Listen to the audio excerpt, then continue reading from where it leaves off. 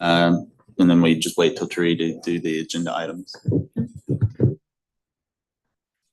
And actually, like, you're welcome to call the meeting to order and address the minutes. I would ask that for the consideration of moving the meeting, we wait till Ms. Hewitt arrives, because I'm going to be on vacation, so she's handling the May 28th. Want to make sure she's available, but oh, sorry. I'm letting her.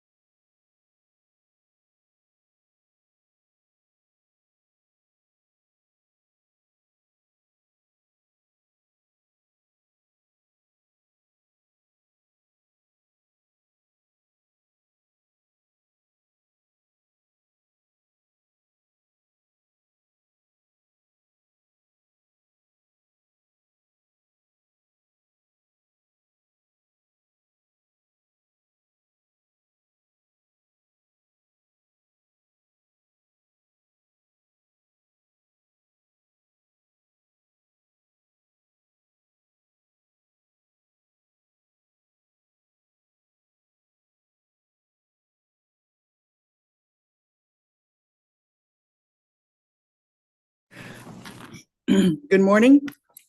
Welcome to this meeting of the Charlotte United. Let me try again.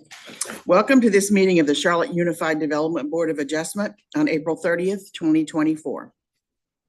My name is Deborah Dryden, and I am chair of the board. Also sitting on today's board is Kevin Shea, Hamilton Court, Marsha Williamson, and Wes Davis. Also present are Solomon Fortune, our zoning administrator, John Kinley, senior project manager, Crystal Roman, planner, Kamisha Lampley, our clerk to the board, Teree Hagler Gray, senior assistant city attorney, advisor to the board, Jill Sanchez Myers, senior assistant city attorney, advisor to the board, Candy Thomas, Veritex court reporter. Each of today's hearings is a quasi-judicial evidentiary hearing. That means it is like a court hearing. State law sets specific procedures and rules concerning how this board must make its decision. These rules are different from other types of land use decisions like rezoning cases. The board's discretion is limited. The board must base its decision upon competent, relevant, and substantial evidence in the record. A quasi-judicial decision is not a popularity contest. It is a decision constrained by the standards in the ordinance and based on the facts presented. If you will be speaking as a witness, please focus on the facts and ordinance standards, not personal preference or opinion.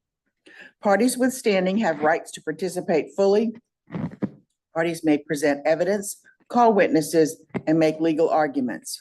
Parties are limited to the applicant, the city, and individuals who can show they will suffer specific damages. Other individuals may provide testimony as witnesses when recognized by the board. Witnesses must swear or affirm their testimony. Any individual wishing to speak as a witness today was required to sign up. If you haven't done so, please do so now. General witness testimony is limited to facts, not opinions. For certain topics, this board needs to hear opinion testimony from expert witnesses. These topics include projections about impacts on property values and projections about impacts of increased traffic. Individuals providing expert opinion must be qualified as experts and provide the factual evidence upon which they base their expert opinion. While hearsay evidence is not specifically excluded, it is only given limited weight. The parties to each case are entitled to an impartial decision maker. A board member may not participate in the hearing if he or she has a fixed opinion on the matter or a close familial business or associational relationship with the affected person. The parties to each case can also have the right for any ex parte communication to be disclosed. Ex parte communication is any communication about the case outside of the hearing. That may include site visits as well as conversations with parties or the general public. At the start of each case, any potential conflict of interest or ex parte communication should be disclosed by a board member, if applicable. These matters may also be raised by any affected party. Today's meeting will follow the order printed on the agenda. The board will hear two types of cases: applications for variances from the regulations in the UDO and appeal of plan approval to remove heritage trees, citing Article 20 of the UDO. Order of the regular agenda will be as follows. All parties who plan to give testimony must be sworn in. A city staff member will present a summary of the variance request for the decision being appealed. The board may question the staff member, and then the applicant may question the staff member. The applicant presents their testimony for the case. The board may question the applicant, and city staff may question the applicant. The applicant may present other sworn witnesses. They will also be subject to questioning by the board and the staff. Other parties wishing to speak for or against an application will be given reasonable time to present sworn testimony. The staff and then the applicant will be given an opportunity for rebuttal. After hearing each case, the board will review each case and render a decision. This is usually done in closed deliberations after hearing each case. The chairperson calls for a motion and a second to approve or deny the variance or the appeal. In the case of an appeal, the chairperson calls for a motion and a second to uphold, modify, or reverse the administrator's decision. The decision will be made by a simple majority vote of the board. However, the board may elect to take up to 30 days to render a decision.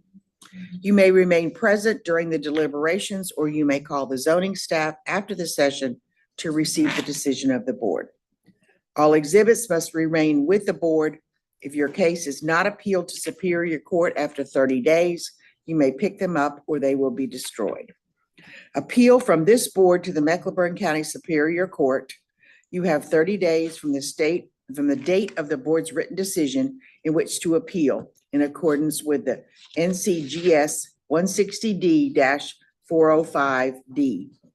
In order to receive a written copy of the decision, any aggrieved party must file a written request for a copy of the board's decision by filling out the form, which must be filed with the board's clerk of chairperson at the time of the hearing. All right, is Ms. Hewitt coming today? Yes, she's on her way. Was caught in traffic. Okay, But that's we okay. we Well- can proceed if you want to just kind of skip over the meeting schedule discussion. And also, just for the record, there are no appeal hearings today. Just want to clarify that. Thank you very much. All right, well, we'll go ahead and look at the minutes, board, and approve those as we're waiting for giving Ms. Hewitt some time. I hope you've all had a chance to look over them. They were emailed to us. Are there any corrections? Or do I hear a motion to approve? Move to approve. Thank you, Mr. Court. Second that. Okay, all right, Mr. Court has made the motion, Mr. Shea has seconded. Now we'll go for a roll call vote. Mr. Davis, Yes. Mr. Williamson, Williamson, yes. Mr. Shea, Shea, yes. Mr. Court, Court, yes. Dryden, yes. All right, the minutes from the March 26, 2024 meeting are approved.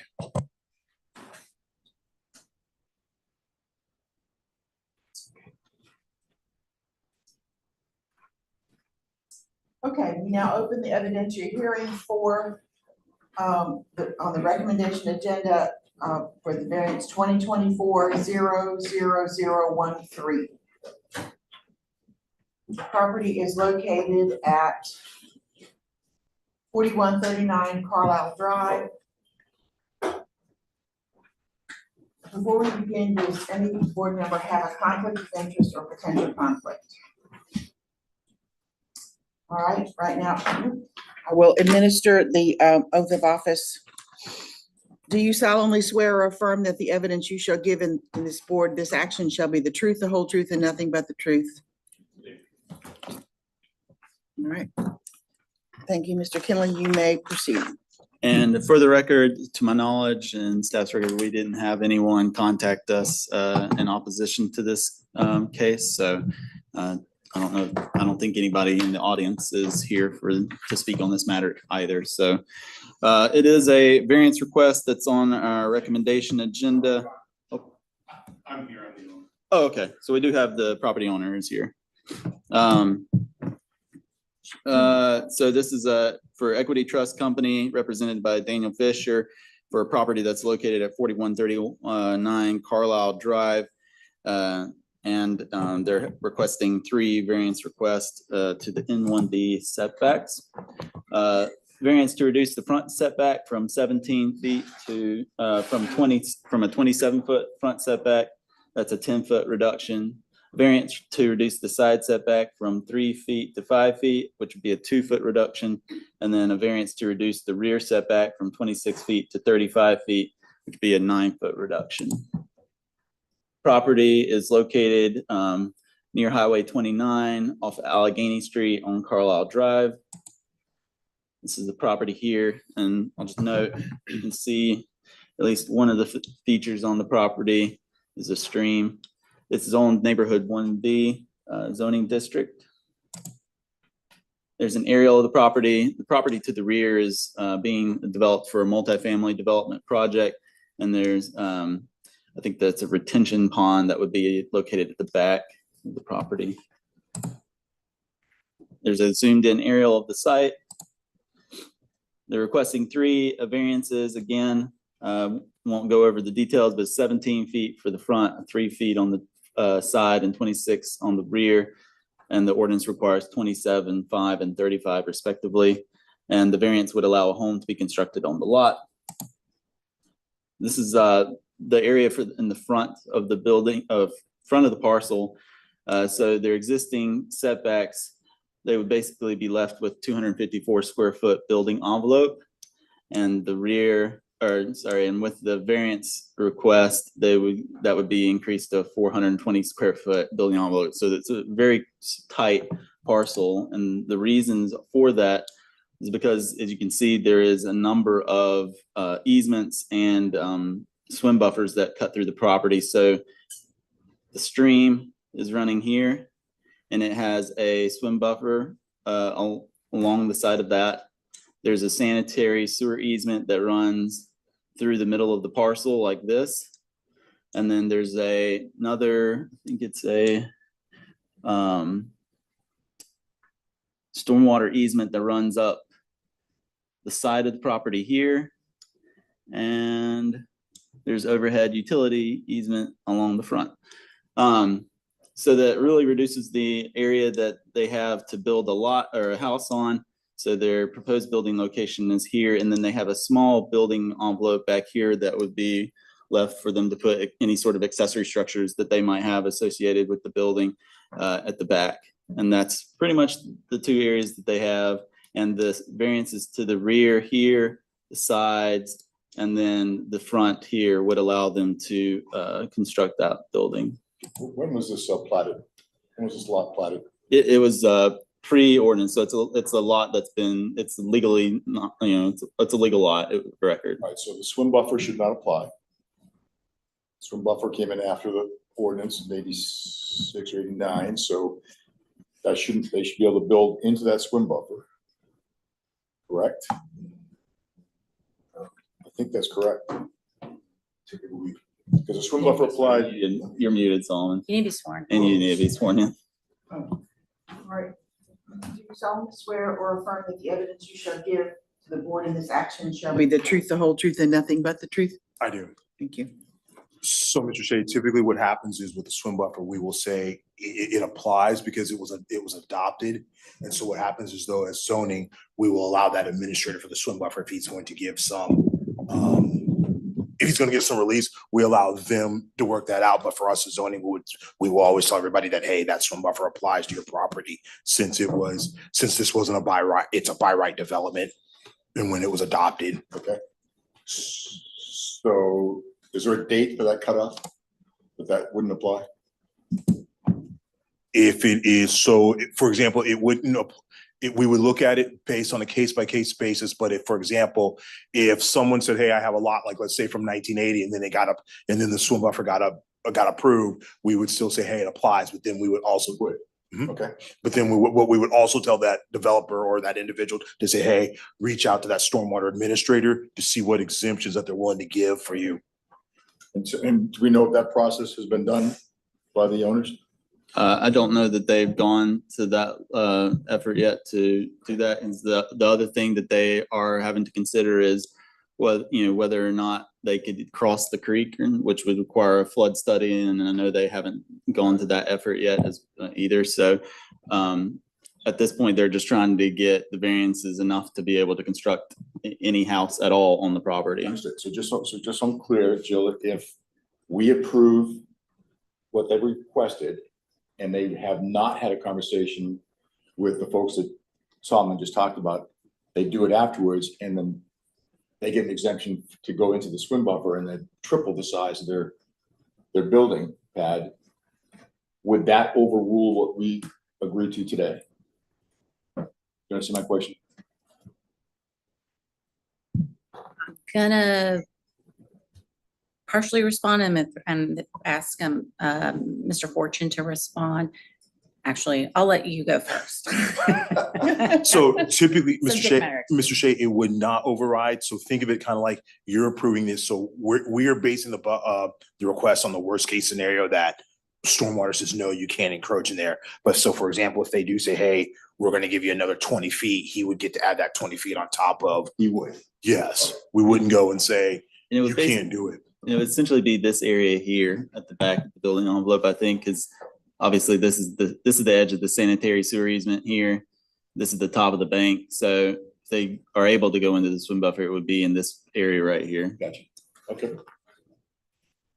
Thank you. And this is a single family, they're looking to build single family home on this lot? Yeah, that's one of our conditions. I don't think I got to that yet, but our condition is that it would be for a single family dwelling only. Okay, yes, all right. Okay. That's the standards for granting a variance.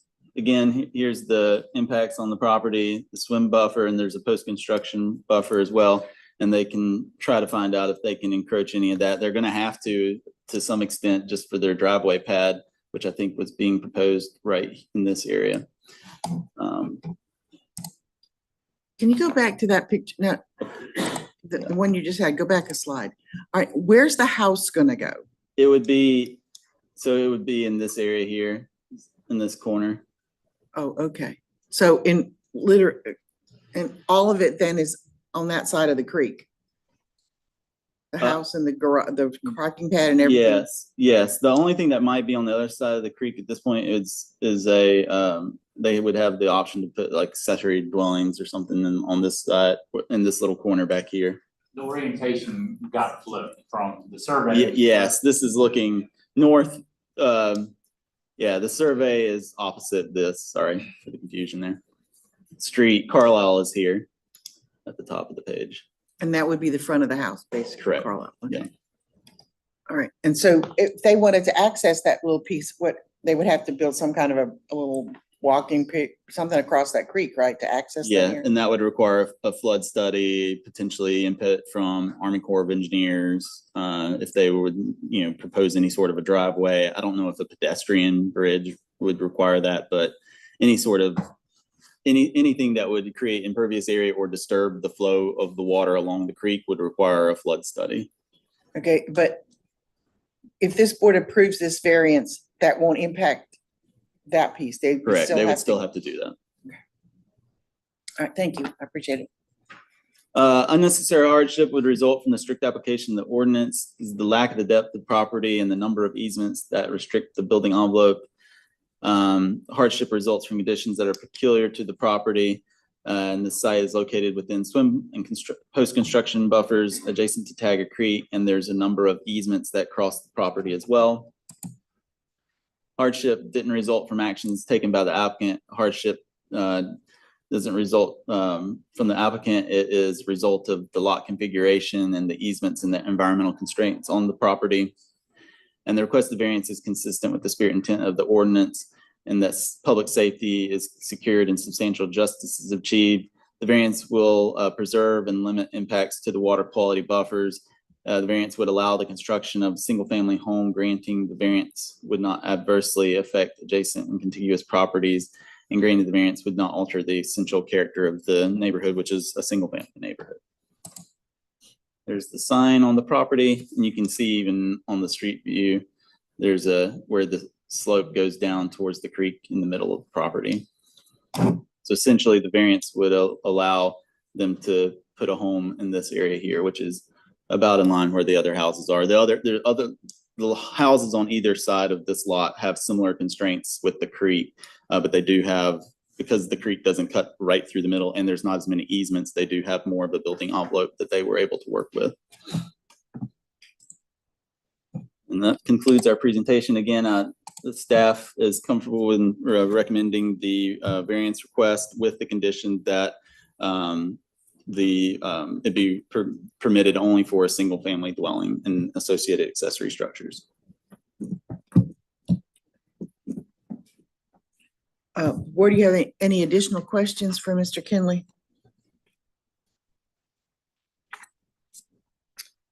All right, we'll go into deliberation about this. Any comments before we vote?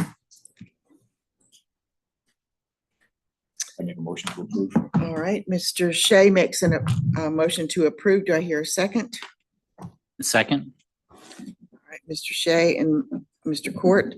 All Madam right. Chairperson, if Yes. I may very briefly, I would suggest to the board in making your motion to approve to include the conditions stated by staff. So potentially restating the motion to approve with conditions as stated by the staff memo could be one way to formulate the motion, if that is the board's intention. Okay. Mr. Shea, would you like to amend your motion? Just trying to digest the legalese. I would make a motion to approve under the condition that it follows the recommendation of planning, Only a single family home. only single family. Is that good, Nicole? As long as staff is okay with that as well. Okay.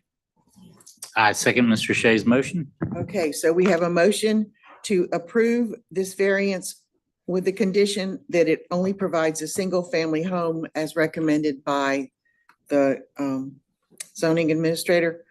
Okay, now we'll do a roll call vote. Mr. Shea, Shea, yes. Mr. Court, Court, yes. Mr. Williamson, Williamson, no. okay, Mr. Davis, Yes. and Dryden, yes. Thank you. So that is approved.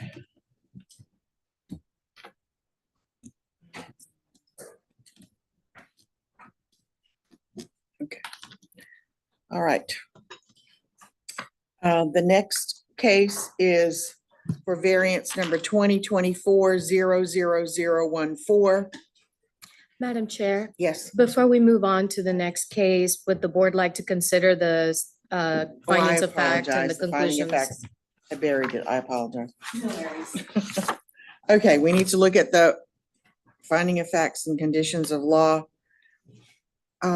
Mr. Kinley, is the condition in this finding of facts and conditions of law?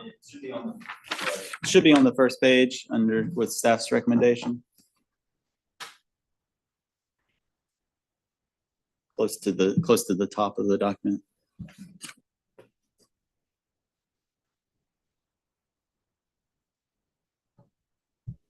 addition.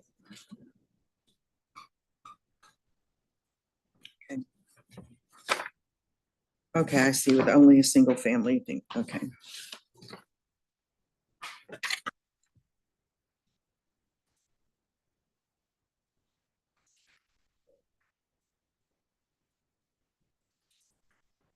Kelly, can you tell me what the acronym SWIM stands for? I'm gonna turn this on because Surface stormwater water something improvement or something. management. Thank you. Surface water. and- Real glad somebody got that right. There's there's all sorts of acronyms when it comes to stormwater stuff.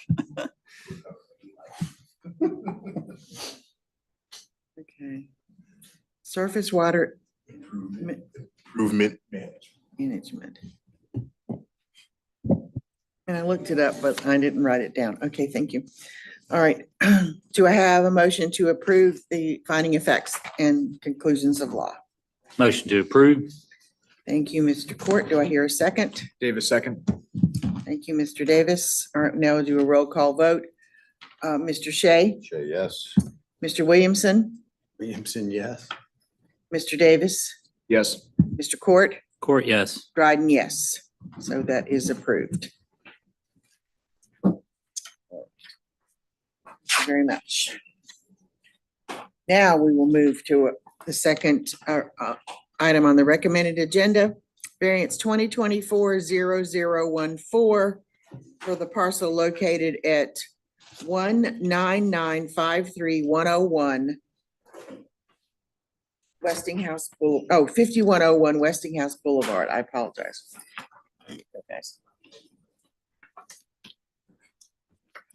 Okay, Mr. Kinley. This is for Siemens Energy Incorporated. For Siemens Energy Incorporated, sorry, I was muted, represented by Nick Out, Little Diversified Architectural Consulting for property located at 5101 Westinghouse Boulevard and owned by Siemens Energy, Inc. Variance request is to increase the maximum building height to 110 feet from 80 feet, a 30-foot increase for a portion of a new building that's going to be constructed on the parcel, which is zone ML2. This is the parcel. It's out on the west side of town off of Westinghouse Boulevard and Shopton Road West. There next to Lake Wiley. It's a pretty big parcel that they have out there. And you can see it's zoned ML2. The main facilities are located where the star is, and then there's a big building here as well. The area that we're specifically looking at for the variance request is a building that would be constructed right about here where my laser pointer is. They're in kind of in the shadow of the building in the parking lot there. Sorry about the zoning is incorrect there. This is an aerial view of the property. There's a set of railroad tracks that runs along the frontage. Some turn into the site, and then across the street there's single-family homes over here and single-family neighborhood over here, and then I think there's a church directly across the street. Again, there's a zoomed-in aerial of the property. Again, the area that we're specifically looking at for their new building is right here in kind of the shadow.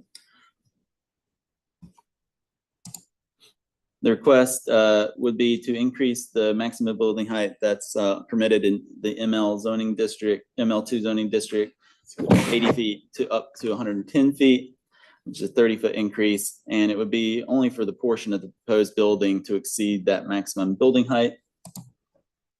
So here's a diagram of the site. This is rotated 90 degrees. So north is to the right, Shopton Road West here. And then Westinghouse Boulevard is way down here off the page. So they're proposing a new building, kind of in this blue is where that new building would be proposed. And this portion of that building would need to have a building height that exceeds the 80 feet. I think the exact measurement is 106. We rounded up to 110 just in case there's any sort of rooftop structures or eaves that are not eaves, parapets that they would have. We'll note that they have an existing building that's already at 80 feet here and then already 105 feet in green. So there's already a building out there that exceeds the maximum building height of ML 2. And the reason for that is that under the old zoning ordinance, which was, this property would have been zoned I2 before it was translated into ML2. And I2 allowed you to increase your maximum building heights with additional provision of additional setbacks from the property lines. So that's how they were able to have, under the old ordinance, a building that exceeded what we have would allow today. The UDO does not have, the Unified Development Ordinance does not have that provision to increase building height as you increase your setbacks. So it's a cap of 80 feet, and that's it. So that's the reason for the variance request today. And again, there's a more of a 90-degree or angled view of the site. Again, it's just for this portion of the building. The rest of it would be below actually what the ordinance allows. And the reason for that is that the space is dedicated to an electrical test bay for transformer equipment, and the testing can result in energy being released. And the increased height allows for a grounding system similar to a Faraday cage, if you're familiar with what that is. Basically, protects things outside of the Faraday cage from electrical energies. And so this building basically has a Faraday cage inside of it that ensures that the equipment within the building remains outside of the dispersion zone of electricity, protecting it from protecting things from potential damage and enabling uninterrupted operations. So you can see they have a crane that's up here that's outside of the area, and that crane is so they can bring in equipment. And in order to protect the crane from the electrical dispersion, they need that additional building height because of the operations of the testing that's happening in the lower part of the building. Yeah, can we go backwards one? To this one or Next one. One more back. One more. oh, sorry. Just want to make sure, I'm just trying to understand the steps here. Is this an upfitting as part of normal maintenance on building, or is this the beginning of phase 2 of Siemens build out? It's a new building. I'm not familiar with whatever phasing building you're phase out you're referring Siemens has to. announced that they're expanding here, Okay. and specifically for this business. So I'm curious, are we going to see more requests for new buildings that will have the same kind of problem?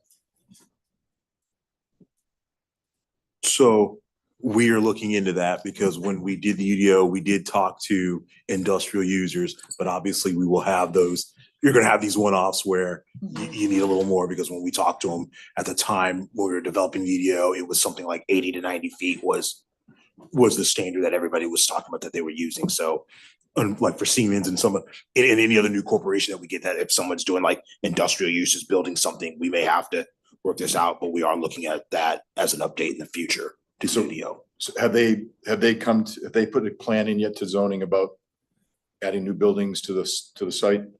I don't believe they have, because obviously they wouldn't, because if they submit, they would have to show our land development staff that they're meeting the 80 feet. And obviously before they go that route and spend money, they're going to find out, are they going to get the variance to, because if not, we'd have to figure out another way to help out this client. And basically this new roof they're asking for, it looks like it, in the green, it's the same height, right? It will meet that, I mean, I think it's existing roof that's in green, it says it's 105 feet. So this would be approximately the same height as that. Approximately. I think the exact measurements that were on the other plan sheet was 106.5. And just to make sure that we accounted for the parapets and any other rooftop equipment, we said the maximum of 110 for the variance But request. visually, it will be approximately the same height. Yes. Yeah, and you can see here that it looks like on this diagram, it might be slightly taller Right. than what's behind it. Thank you. Thank you. These are standards for granting a variance. and I will give you all a minute or two to look over the findings before I continue on. Should have done that for the last case, and I apologize.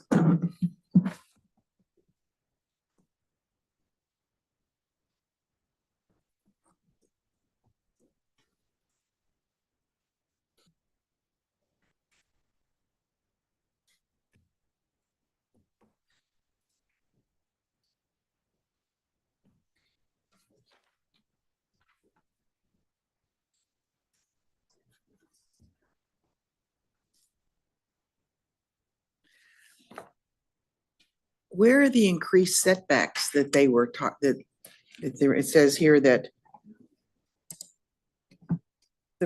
we previous allowed for building heights over 80 feet with increased setbacks. Where are there increased setbacks? I'm gonna go back to the aerials.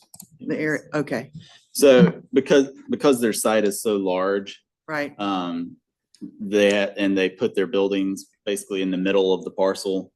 There was plenty of additional setbacks coming off of Okay. these streets that they were able to have that taller building here. all right, thank you. And to kind of speak to that and maybe ask a question of staff, I guess the substantial justice or the purpose of an intent of a building height is to not block the daylight or the sunshine that shines over onto an adjacent property, or is that, I mean, I'm sure there are other issues that are involved, but is that, and we don't have a lot of variances on building height. So are there other major purposes and intents for building height limitations that we should consider? I'm probably gonna say these are probably gonna be rare, so, but obviously, yes, height is typically designed so that way when you are, you know, in our old code, when we were putting like uses together, that you were getting uniform height, same like in single family. Typically, I'll be honest with you, height's probably a little more when you're in residential, but when you're in a commercial area like this, where you can see the stripe, it's like, I'm not sure. It's really, like you said, when you're walking down the street, 105, 106, you're not going to see much difference. And so when in the previous ordinance, if you were set back further, you could go up higher Right, because the scale of it wasn't as imposing, but also your shadows don't fall onto your neighbors and keep their flowers from blooming and things like that. Right. And while we're on the screen, I'll just point out too, so the nearest single family zoning is across the street here, but again, this is a church.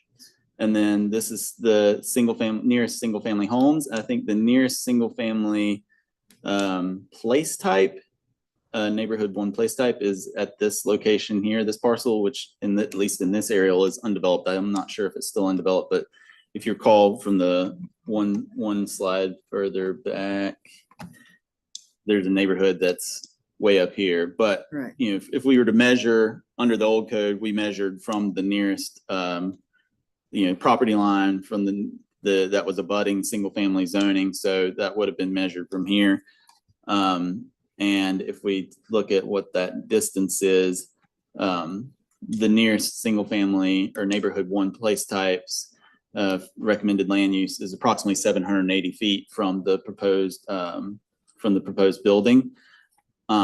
So even under the old code, it would have been more than adequate to achieve the building height that they were proposing for this building. okay, I just wanted to make sure, I mean, based on what Mr. Shea said, you know, because they have announced, you know, increased building, and so they asked for this, but as long as we stay within the setback parameters, I won't have a problem with it. All right, go ahead.